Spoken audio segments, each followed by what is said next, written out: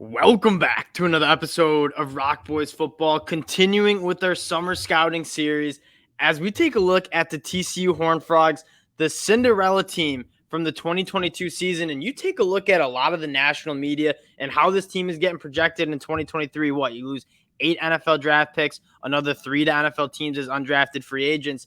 This team loses a lot.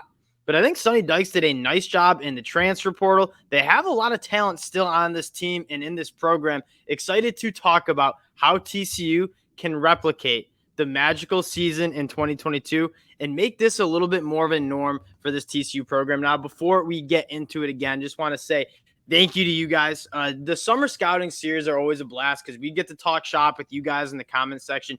You guys teach us a lot about these programs, giving us names to watch, position groups that we might be sleeping on. So again, appreciate all the support you guys have shown. If you do enjoy the content, consider subscribing to the channel. But more importantly, let us know in the comments section how you guys think this team is going to be. If we got some players that we need to keep an eye on, let us know. Dill, without further ado, I'm going to kick it off to you. Well, maybe a little just state of the union for this TCU program heading into 2023 here.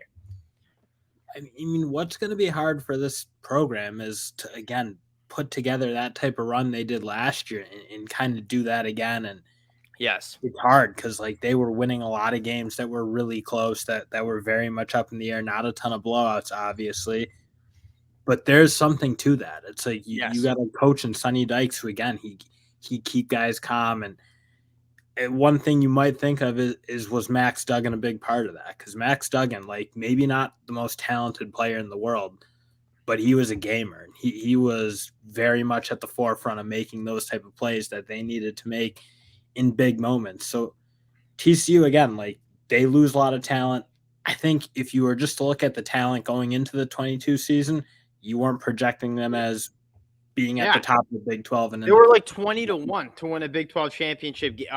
Big 12 championship, and this team was phenomenal. And if there's one thing that I learned from the 2022 season is don't count this team out. We look like idiots week in, week out, saying they can't continue to win these close games.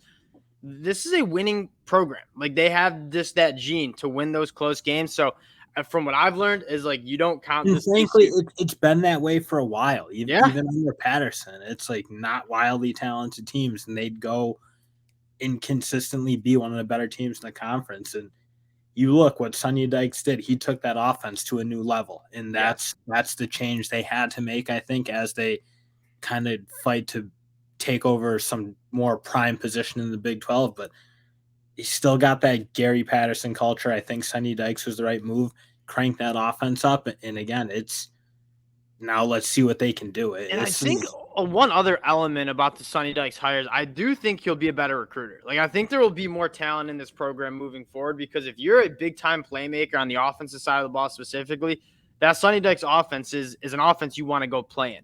All right, let's get into this 2023 team.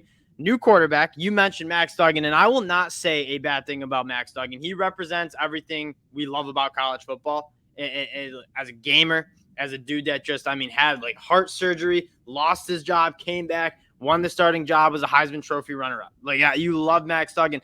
Dill, Chandler Morris, I feel like people forget. We talked about this a couple weeks ago. He won the job out of camp last year. And I think if you look at just the traits, Chandler Morris probably fits this Sonny Dykes offense a little bit better. That being said, is he a guy that can stay healthy? And I don't think it's crazy to say that the passing attack for TCU heading into 2023 has a little bit of a higher ceiling with Chandler Morris than it did with Max Duggan. And that'll be the thing. It's Max Duggan, as good as he was not the most consistent passer. He wasn't wildly accurate constantly. And that is one thing. Again, Chandler Morris might be more of that pure pass rusher, as much as he might not bring that playmaking ability that Duggan had. Sonny Dykes, he wants to throw the ball a lot. Again, they did rely on the run a lot with Miller and Duggan, but Chandler Morris does probably give them a little bit more rope to play the Sonny Dykes scheme, because it's actually wild. Going back and watching some TCU, we watched a lot of TCU last year, but then going back and looking at the numbers, you didn't realize they leaned on that rushing attack a lot. It was a top 30 rushing attack in the country. Kendre Miller was an absolute dog. Max Duggan, obviously a phenomenal athlete. I think you're going to see a little bit more reliance on the air raid, the passing attack here. And Dill, Chandler Morris is quarterback. You feel good about that. but the weapons he has around him, I don't even know if I'd say I have some question marks. Like, you lose guys like Tay Barber, I don't know why I said Tay Barber first. Quentin Johnston, Tay Barber, Darius Davis, like some really quality wide receivers. But looking at this wide receiver room, Dale, like, it's a pretty good, it's a damn good group that they kind of retooled in the transfer portal. I mean, that's the thing. It's like that's what the portal does allow you. It allows you to lose 3 or 4 really good offensive players, enroll in a new crop of guys. And again, somewhat unproven for guys like a Jalen Robinson and a JoJo Earl, who again, you probably haven't seen the best of them yet. Sonny Dykes, though, what he was able to get out of all those 3 guys we just talked about, if he can do that for these 2 guys who are wildly talented players, you might have something. And JP Richardson, he's kind of a trusted.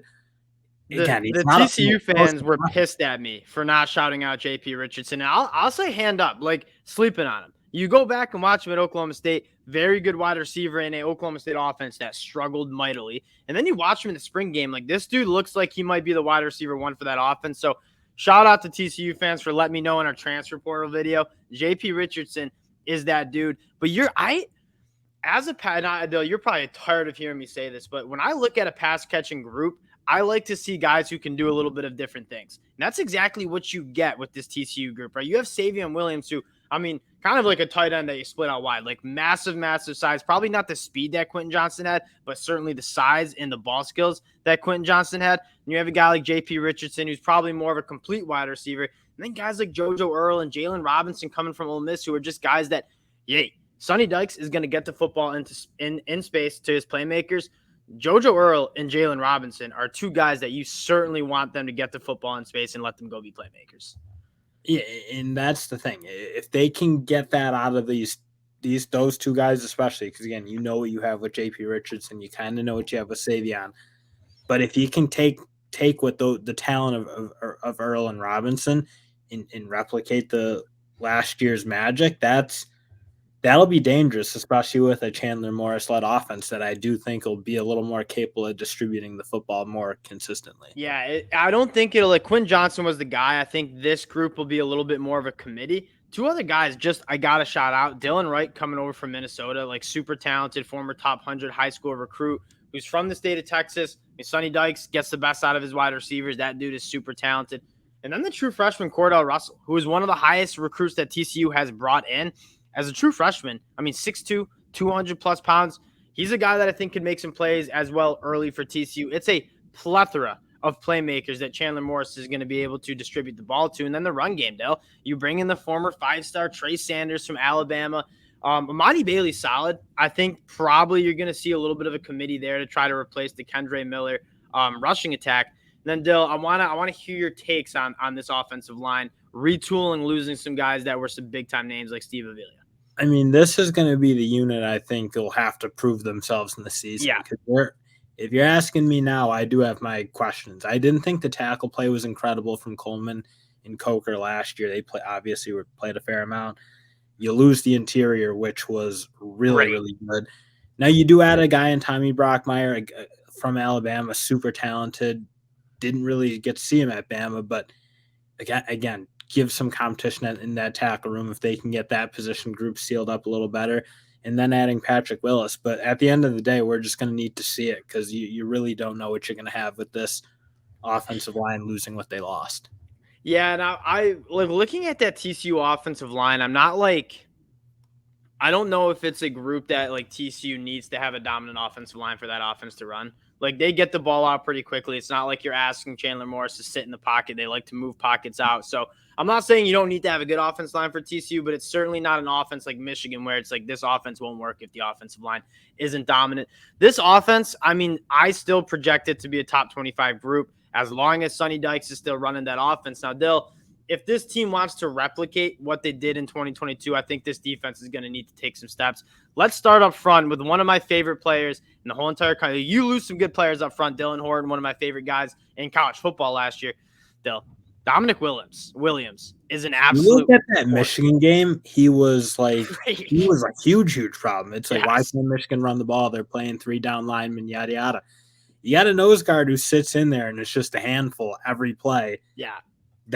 that's a weapon, especially for what TCU wants to do, which is pretty much free up a very good group of linebackers and like box safeties to go and make a lot of plays.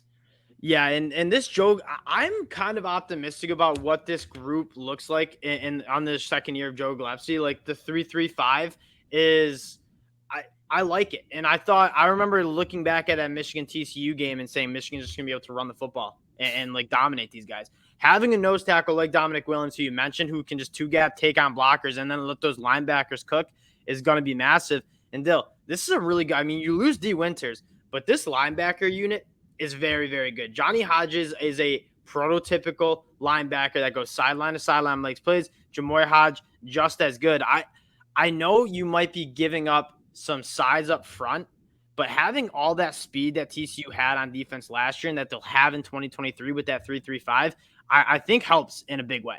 I mean, Jamoy Hodge looks like a guy who might be like a third. Surprised he didn't go to the draft. I mean, he's kind of got that he's got the size. He's a good athlete. Johnny Hodges is more of that, like, he's a great college linebacker. Like, Johnny Hodges gets the bump because of the neck roll. If we're being honest. I mean, 100%. He's got the look. And he's really productive. He's just a really sound guy to pair up and be a dominant in-box linebacker. So, again, yeah, you're right. Like, teams do think, oh, they play 3 down, we should be able to run the ball. But they do a really good job creating a lot of chaos, it feels like, at both levels, both on the defensive line and with their linebacker / safety. So it's a defense, again, it's unique. No one plays it, but they figure it out. I think they do a good job getting pressure on teams. It feels like they're just disruptive. It's hard to describe. It's because of the speed. It's the 3-3-5 that just allows them to have all this speed on the field. And so they're flying around making plays. And you look at the secondary group, and I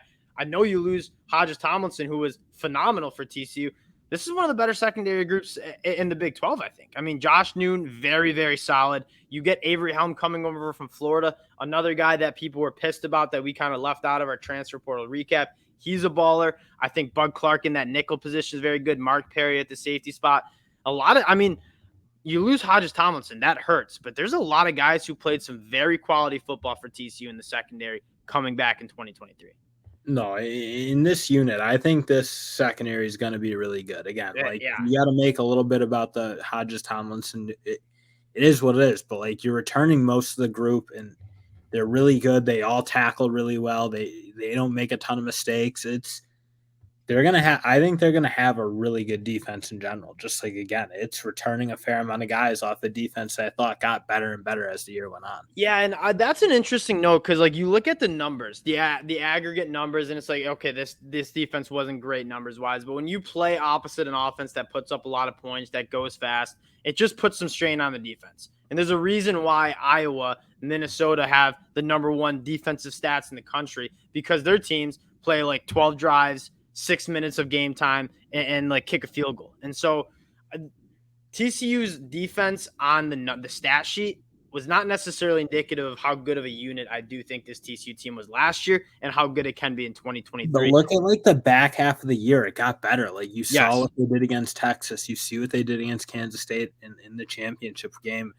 for most of the game, honestly. Like, I think this defense is like better again than what the numbers say. Just like, it made a lot of improvements. It was a new scheme coming in, and as they kind of got comfortable with it, you just saw like limiting the mistakes, being more aggressive in making negative plays.